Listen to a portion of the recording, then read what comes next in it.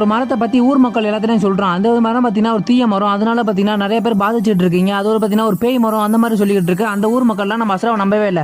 ஏன்னா அசுரா வந்து பாத்தீங்கன்னா நின்சு கிராமத்துல இருந்து வந்தானா, அவங்க தான் அந்த உலகத்தை அழிச்சது அப்படின்னு சொல்லி அசுராவை கல்ல விட்டு அடிச்சு அந்த இடத்துல பாத்தீங்கன்னா துரத்தி விடுறானுங்க. அப்படியே அந்த விஷயம் கட் பண்ணி நம்ம ஹக்ரோமா காட்டுறாரு. நம்ம ஹக்ரோமா சொல்றாரு, ரெண்டு பசங்களை எதுக்காக பயணத்துக்கு அமிச்சோன்னா, ரெண்டு பேரும் பாத்தீங்கன்னா எப்படி உதவி செஞ்சுக்கிறது அப்படின்னு சொல்லி பாத்தீங்கன்னா பழகணும். அதுக்காக தான் அவங்க ரெண்டு பேருக்காக ஒரு பயணத்தை நான் ஏற்பாடு பண்ணேன் அப்படின்றாரு. நம்ம அசுரா, அந்த ஊர் மக்கள் என்னதான் என்ன துரத்தினாலும் நான் உங்களுக்கு உதவி செய்யாம இருக்க மாட்டேன். நான் வந்து பாத்தீங்கன்னா ஒரு கிணறு வெட்டலான்னு முடிவு பண்ணிட்டேன் அப்படின்றாரு. நெக்ஸ்ட் நம்ம இந்திராவை காட்டுறாங்க. நம்ம இந்திரா வந்து பாத்தீங்கன்னா அங்க உள்ள ஊர் மக்கள்கிட்ட பேசிட்டு இருக்காரு. என்னோட பவர் மூலமா இங்க இருக்க எல்லா பிரச்சனையுமே தீர்த்திரேன், இனிமேல் பாத்தீங்கன்னா நீங்க சந்தோஷமா வாழலாம் அப்படின்றாரு. நம்ம இந்திராவும் அவர் பவர் மூலமா ஒத்தாளா நின்று அங்க இருக்க எல்லா பிரச்சனையுமே தீர்த்துறாரு. நெக்ஸ்ட் நம்ம இந்திராவோட வில்லேஜுக்கு பாத்தீங்கன்னா திரும்புறாரு. இந்திரா அசுரா அங்க கேட்க, அசுரா ஒன்னும் வரல, நீங்க தான் ஃபர்ஸ்ட் அப்படின்றாங்க அங்க உள்ள ஊர் மக்கள். நம்ம அசுராவை காட்டினா அந்த ஒரு கிணறு வந்து பாத்தீங்கன்னா ரொம்பவே கஷ்டப்பட்டு வெட்டிட்டு இருக்காரு. இவங்க ரெண்டு பேரும் சேர்ந்து அந்த ஒரு பொண்ணுமே அந்த இடத்துக்கு வருது. அசுரா சொல்றான், நான் எத்தனை வருஷமானாலும் பரவாயில்ல, இந்த ஒரு கிணறு வெட்டிட்டு தான் நான் எங்க ஊருக்கு போவேன் அப்படின்றான். நெக்ஸ்ட் நம்ம ஹக்ரோமா காட்டுறாரு. ஹக்ரோமா இந்திரா கிட்ட கேட்கறாரு, உன்னோட பயணம் என்னாச்சு, நீங்க அங்க போய் என்னென்னலாம் பண்ண அப்படின்னு சொல்லி